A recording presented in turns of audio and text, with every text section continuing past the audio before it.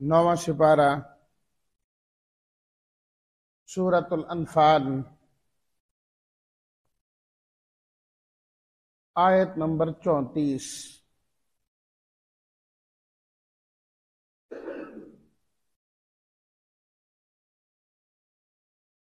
نحمده ونصلي ونسلم على رسوله الكريم، أما بعد فأعوذ بالله من الشيطان الرجيم، بسم الله الرحمن الرحيم۔ وما لهم ألا يعذبهم الله وهم يصدون عن المسجد الحرام وما كانوا أولياءه إن أولياؤه إلا المتقون ولكن أكثرهم لا يعلمون۔ وما كان صلاتهم عند البيت إلا مكاء وتصدية فذوقوا العذاب بما كنتم تكفرون۔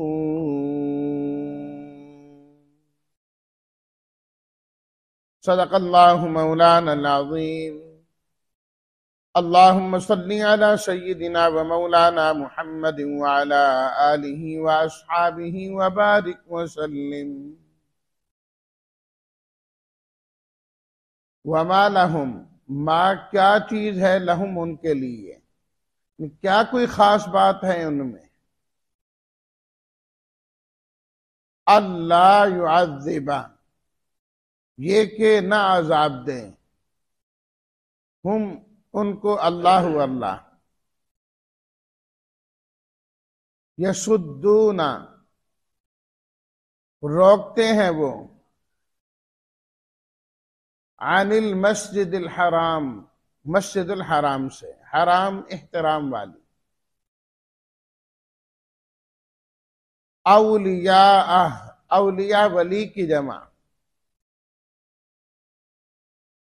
دوست، مددگار اور متولی ہونا، صاحب اختیار، یہاں متولی کے معنی میں ہے، متقون، تقوی والے، صلاتهم عند البیت، صلاۃ نماز، الا مکاء و تصدیہ، مکاء سیٹیاں مارنا، سیٹیاں بجانا، تصدیہ تالیاں بجانا، ذوقو چکھو تم، ترجمہ وما لهم الا يعذبهم اللہ، کیا ان میں کوئی خاص بات ہے کہ اللہ ان کو عذاب نہ دے، حالانکہ یہ روکتے ہیں مسجد الحرام سے اور نہیں ہیں یہ اس کے متولی، اس کے متولی تو تقوی والے لوگ ہوتے ہیں، اور لیکن ان کی اکثریت جانتے نہیں ہیں۔ وما كان صلاتهم عند البیت، اور نہیں ہے ان کی نماز بیت اللہ کے پاس مگر سیٹیاں اور تالیاں بجانا، پس چکھو تم عذاب کو بوجہ اس کے کہ تم انکار کرتے ہیں۔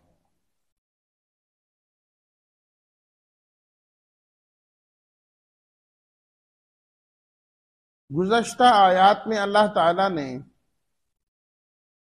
یہ فرمایا کہ ان لوگوں پر دو وجہ سے عذاب نہیں آ رہا، عذاب نہ آنے کی دو وجہیں، ایک وجہ تو یہ ہے کہ اللہ کے نبی صلی اللہ علیہ وسلم موجود ہے، اس لیے اللہ تعالیٰ کی جانب سے ان کو عذاب نہیں دیا جا رہا، اور دوسرا یہ ہے کہ استغفار کرنے والے لوگ موجود ہیں، جہاں استغفار کرنے والے لوگ موجود ہوں اللہ وہاں اپنا عذاب نازل نہیں کیا کرتا، ان سے بھی عذاب ٹلتا ہے اور لوگوں سے بھی عذاب ٹل جاتا ہے۔ آج کی پڑھی گئی ان آیات میں اللہ تعالیٰ نے اس چیز کو واضح فرمایا کہ عذاب آنے کی جو وجوہات ہیں، عذاب کے جو اسباب ہیں، وہ ان میں پورے پورے موجود ہیں۔ عذاب آنا چاہیے ان لوگوں پر، مستحق ہیں یہ عذاب کے۔ عذاب ان سے مستقل طور پر ٹل نہیں سکتا۔ دنیاوی عذاب وقتی طور پر ان سے ٹل گیا ہے، مستقل طور پر عذاب آئے گا ان لوگوں پر۔ وہ کیوں؟ 3 وجوہات اللہ تعالیٰ نے ان آیات میں بیان فرمائی کہ 3 وجہ عذاب کی ان لوگوں میں پائی جاتی۔ نمبر 1، وَمَا لَهُمْ أَلَّا يُعَذِّبَهُمُ اللَّهُ وَهُمْ يَصُدُّونَ عَنِ الْمَسْجِدِ الْحَرَامِ۔ کیا وجہ ہے کہ اللہ ان کو عذاب نہ دے؟ عذاب کی وجہ موجود ہے۔ سب سے پہلی کہ یہ لوگوں کو مسجد الحرام سے روکتے ہیں، مسجد الحرام سے روکتے ہیں۔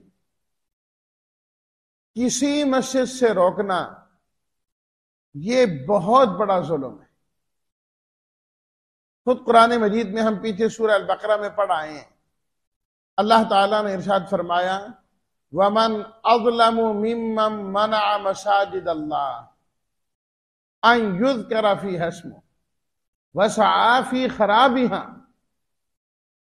اس سے بڑا ظالم کون ہو سکتا ہے جو اللہ کی مسجدوں سے روکے، ذکر کرنے سے روکے، اور وہ پوری کوشش کرے مسجد کو ویران کرنے کی؟ فرمایا یہ سب سے بڑا ظالم ہے۔ چاہے جائے کہ کوئی مسجد الحرام سے روکے،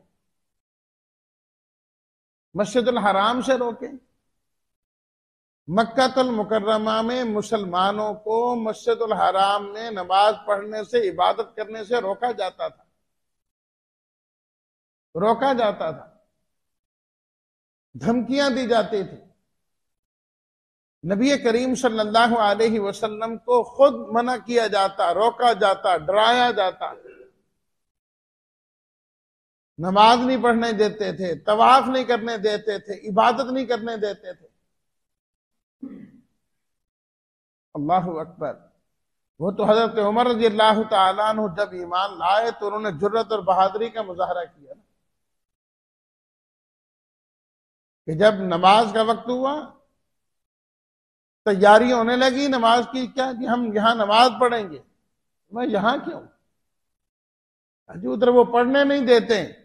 فرمایا عمر ایمان لائے، نماز پھر بھی چھپ کے پڑھی جائے گی، کیسے ہوگا؟ یہ نہیں ہوگا۔ آج بیت اللہ کے سامنے مسجد الحرام کے صحن میں نماز ہو، اللہ اکبر، تو پھر سر عام نماز پڑھنے لگے آہستہ آہستہ، لیکن پھر بھی روکا کرتے تھے، حتیٰ کہ اتنا مجبور کیا کہ مسلمان مجبور ہو گئے کہ مکہ المکرمہ کو چھوڑے۔ اور پھر جب ہجرت کر رہے ہیں تو وہ بھی اسی طریقے سے چپکے چپکے کہ کبھی یہ نکل گئے، کبھی وہ نکل گئے، کبھی وہ چلے گئے، کبھی وہ چلے گئے۔ اللہ اکبر۔ سوائے حضرت عمر رضی اللہ تعالیٰ عنہ، انہوں نے جو ہجرت بھی کی علل اعلان کی، تلوار اٹھائی، لٹکائی، خانہ کعبہ آئے، بیت اللہ آئے، طواف کر رہے ہیں، ابو جہل ادھر بیٹھا ہوا ہے، فلانا ادھر بیٹھا ہوا ہے، دیکھ رہے ہیں حضرت عمر رضی اللہ تعالیٰ، طواف کر رہے ہیں۔ طواف کر لیا، آخری گئے ایک کے پاس، کہا ہجرت کر کے جا رہا ہوں، جرت ہو نا تو روک لینا۔ دوسرے کو کہا ہاں روک سکتے ہیں، ہے جرت تمہارے اندر، مجھے روکو۔ اور مجھے روکنے کے لیے وہی آئے جو یہ چاہتا ہے کہ اس کی بیوی بیوہ ہو جائے، بچے یتیم ہو جائے، اس کے علاوہ میرے آگے کوئی نہ آئے۔ کسی کو جرت نہیں ہوئی کہ ان کا راستہ روکے۔ اللہ اکبر۔ تو وہ بڑے جری آدمی، جرت والے آدمی، عام مسلمانوں کو یہ جو کفار ہیں وہ تنگ کیا کرتے تھے، روکا کرتے تھے۔ صلح حدیبیہ کے موقع پر جب مسلمان آئے ہجرت کے بعد، حدیبیہ میں کفار نے روک دیا۔ مسلمانوں نے کہا بھی، بتلایا بھی کہ ہم کوئی لڑائی کے لیے، جنگ کے لیے، جہاد کے لیے، قتال کے لیے نہیں آئے، ہمارا مقصد صرف اور صرف عمرہ ادا کرنا ہے اور ہم واپس چلے جائیں۔ کئی دن تک مذاکرات ہوتے رہے۔ نبی کریم صلی اللہ علیہ وسلم نے اپنے سفیر بھی بھیجے ان کو بات سمجھانے کے لیے، لیکن انہوں نے کہا نہیں، آپ کو واپس ہی جانا ہو۔ صحابہ کرام رضوان اللہ تعالی علیہم اجمعین پسند ہی نہیں کرتے تھے کہ ہم واپس جائیں۔ آپ علیہ الصلوۃ والتسلیمات نے فرمایا چھوڑو بس، اب کیا کریں، مجبور ہو گئے، کھول دو احرام۔ صحابہ کرام احرام کھولنے کو تیار نہیں۔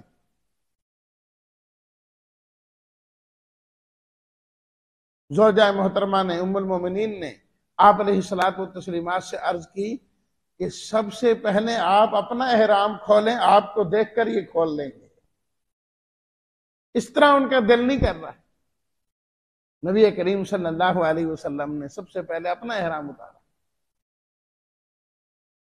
اور اس کی جگہ جانور ذبح کیا، کیونکہ حالت احرام میں تھے۔ احرام سے نکلنے کے لیے جانور کا ذبح کرنا ضروری ہوتا، تو ان کو پھر ذبح کیا، اس طرح احرام ختم کیا۔ فرمایا وَهُمْ يَصُدُّونَ عَنِ الْمَسْجِدِ الْحَرَامِ، یہ لوگوں کو مسجد الحرام سے روکیں اور ان پر اللہ کا عذاب نہ آئے، یہ کیسے ہو سکتا ہے؟ اللہ یہ ہے کہ مجبوری ہو جائے تو پھر مسجد سے روکا جا سکتا ہے۔ نسائی شریف کے اندر نبی کریم صلی اللہ علیہ وسلم کا یہ فرمان لکھا ہوا ہے۔ آپ علیہ الصلوۃ والتسلیمات نے فرمایا کہ تم اپنی مسجدوں کو بچاؤ۔ تین چیزوں کا نام لیا آپ نے۔ نمبر 1 بچوں سے، نمبر 2 مجنونوں سے، نمبر 3 آپس کے لڑائی جھگڑوں سے۔ کہ وہ بچے جو مسجد کی طہارت کا خیال نہیں کر سکتے، پاکی ناپاکی کا خیال نہیں کر سکتے، فرمایا کوشش کرو وہ گھر میں نماز پڑھیں۔ ہاں، جب اتنے اپنے آپ کو سنبھال سکیں مسجد میں لے آؤ۔ نمبر 2 جو مجنون اور پاگل ہیں، فرمایا ان کو بھی مسجد سے دور رکھیں۔ ایک تو وہ مسجد کا خیال نہیں کر پائیں گے، پاکی اور ناپاکی کا، اور دوسرے نمبر پر یہ ہے کہ جو نماز پڑھنے والے ہیں ان کے لیے ایذاء اور تکلیف کا ذریعہ بن سکتے ہیں، تکلیف کا ذریعہ بن سکتے ہیں۔ نماز پڑھنے والے بوڑھے بھی ہوتے ہیں، چھوٹی عمر کے بھی ہوتے ہیں، وہ مجنون، وہ پاگل کسی کو تکلیف پہنچا دے تو پھر اس لیے فرمایا اس کو بھی دور رکھو۔ فرمایا کہ آپس کے لڑائی جھگڑے مسجد میں کرنے کی ضرورت نہیں، فیصلہ ہو، بہترین فیصلہ کرنا مسجد میں کریں، لیکن لڑائی جھگڑا نہیں۔ ان چیزوں سے چونکہ بچنے کا حکم ہے خود حدیث شریف میں، تو لازماً اس چیز سے روکا جا سکتا ہے کہ آپ باہر جاؤ، اندر نہ آؤ۔ اس کے علاوہ فرمایا کہ نہیں روکا جا سکتا۔ فتنہ فساد ہو تو ایک الگ بات ہے، فتنہ فساد ہو تو ایک الگ بات ہے۔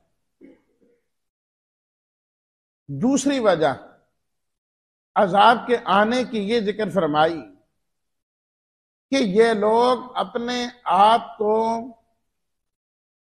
مسجد الحرام کا متولی سمجھتے کہ ہم یہاں کے صاحب اختیار لوگ ہیں، ہم جو چاہیں کریں، منتظم ہمیں، متولی ہمیں، انتظام کرنے والے ہمیں، یہاں ہمیں پورا اختیار ہے۔ فرمایا ان اولیاؤہ الا المتقون، مسجد کے متولی وہ لوگ ہیں جو تقوی والے اور اللہ سے ڈرنے والے. جو متقی نہیں ہیں، جو تقوی والے نہیں ہیں، فرمایا کہ وہ مسجد کے متولی بھی نہیں ہو سکتے. ان کو متولی بننے کا اختیار ہی نہیں ہے. اس کے بعد آگے 10واں سپارہ شروع ہو رہا ہے. سورہ توبہ کے اندر اللہ تعالیٰ نے خود بتایا کہ مسجد کا متولی کون ہو سکتا ہے. وہاں آئے گی، میں تشریح کروں گا، صرف ترجمہ ذکر کر دیتا ہوں.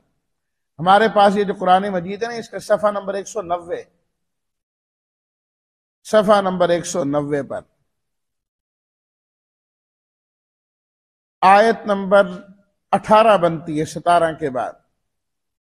انما یعمر مساجد اللہ، فرمایا اللہ کی مسجدوں کو وہ آباد کرتے ہیں، وہ مسجدوں کے منتظم اور متولی ہوتے ہیں، من آمن باللہ والیوم الاخر، جن کا اللہ پر ایمان ہو، قیامت پر ایمان ہو، اقام الصلاۃ، نماز کی پابندی ہو، آت الزکاۃ، زکوٰۃ دینے والے ہوں، ولم یخش الا اللہ، اور اللہ کے علاوہ کسی سے ڈرنے والے نہ، ان کے دل میں صرف اللہ ہی کا خوف اور کسی کا نہ ہو. فرمایا یہ ہوتے ہیں مسجدوں کے متولی، یہ لوگ ہیں ہدایت پانے والے. یہ نہیں ہے کہ جس فاجر فاسق کو دیکھو، یہ جی بڑا ہے، جی چودھری ہے، اس کو جو ہے نا مسجد کا صدر بنا دو، اس کو مسجد کا فلاں. عام طور پر ایسے ہی ہوتا ہے. وہ لوگ خاص طور پر گاؤں میں ایسی جگہوں میں جاؤ، جو چودھری صاحب ہے نا، وہ مسجد کا وڈیرا ہے، جو صرف عید و عید پہ آتا ہے، یہ 27ویں والے دن ختم قرآن پہ آتا ہے، تو یہ جی مسجد کا متولی. فرمایا نہیں، مسجد کے متولی یہ لوگ ہیں وَأَقَامَ الصَّلَاةَ وَآتَ الزَّكَاةَ، جنہیں مختصر لفظ میں یہاں پر فرمایا ان اولیاؤہ الا المتقون، جو تقوی والے لوگ ہیں. اصل میں مسجد کو آباد کرنے والے وہی لوگ ہیں. یہ نہیں دیکھنا کہ یہ امیر ہے کہ غریب ہے. آج ہمارے ہاں یہ بڑا عجیب ذہن پایا جاتا ہے کہ پیسے والا بندہ ہے، اس کو بنا دو. بھئی اللہ کا گھر چلانا ہے کہ فیکٹری چلانی ہے؟ رب کا گھر ہے، رب چلائے گا، رب انتظام کرے گا. جو صحیح معنی میں دین والا ہے، تقوی والا ہے، وہ جو ہے نا اصل میں مسجد کے متولی، اس کو ہونا چاہیے. بے دین بغیر داڑھی والے جو شریعت پر بھی چلنے والے نہیں ہیں، وہ جو آگے آگے. فرمایا ان اولیاؤہ الا المتقون، یہ قریشی ہوں گے، یہ مکہ والے ہوں گے، یہ آپ علیہ الصلوۃ والتسلیمات کے رشتہ دار ہوں گے، یہ زمزم پینے والے ہوں گے، لیکن مسجد حرام کے متولی نہیں بن سکتے. اس لیے کہ الا المتقون، تقوی نہیں ہے. جو تقوی والے لوگ ہیں وہی مسجد کے متولی بنتے ہیں، اور ان کو بننا چاہیے. اسی طرح مفتی محمد شفیع صاحب رحمۃ اللہ علیہ نے اس آیت پر یہ بھی بات لکھی کہ ان اولیاؤہ الا المتقون، جہاں مسجد کی بات آئی، مسجد اللہ کا گھر ہوتا ہے، مسجد اللہ کا گھر ہے، تو فرمایا اولیاؤہ، اللہ کے دوست بھی المتقون، تقوی والے لوگ ہوتے ہیں. اللہ کا دوست وہی ہے، اللہ کا ولی وہی ہے جس کی زندگی میں تقوی ہو. تقوی کے بغیر والا اللہ کا ولی کبھی ہو ہی نہیں سکتا. اللہ کا ولی کبھی ہو ہی نہیں سکتا. جو دین کا پابند نہ ہو، جو شریعت کا پابند نہ ہو، جو نماز کا پابند نہ ہو، وہ کبھی اللہ کا ولی ہو ہی نہیں سکتا.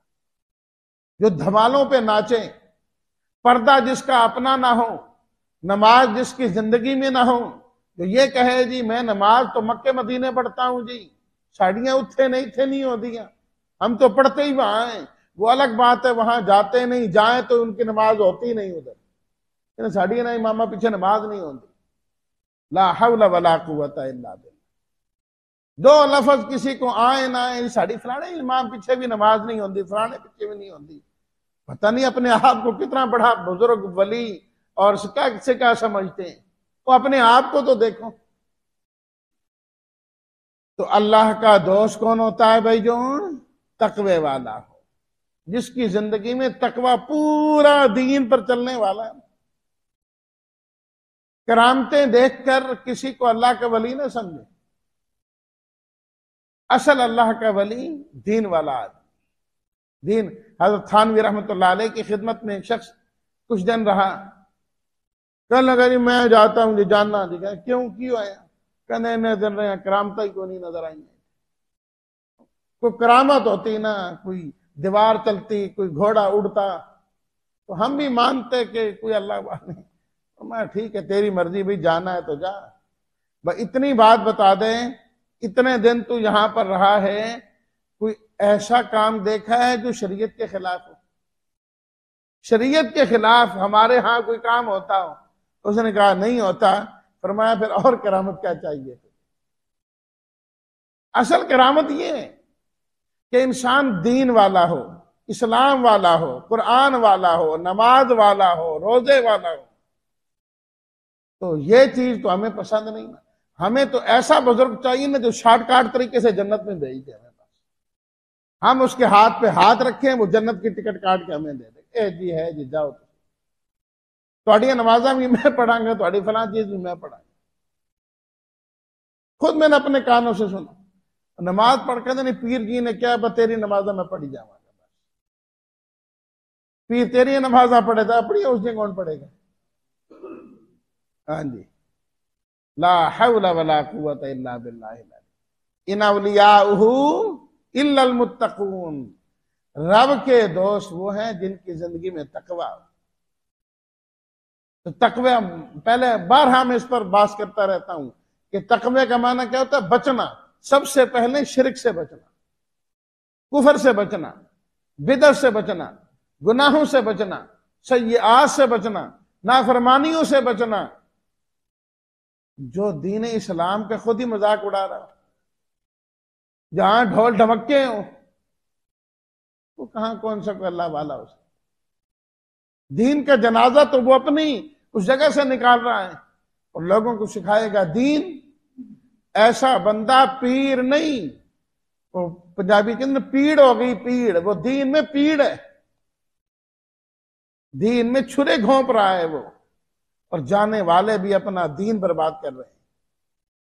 اگر نمازوں کے بغیر، دین کے بغیر جنت ملتی، صرف ایک آدھ تھپڑ سے، ڈنڈا کھانے سے، بہشتی دروازوں سے گزرنے سے ہی جنت مل جاتی، تو آپ علیہ الصلوۃ والتسلیمات کو اس طرح 23 سالہ محنت کرنے کی کیا ضرورت؟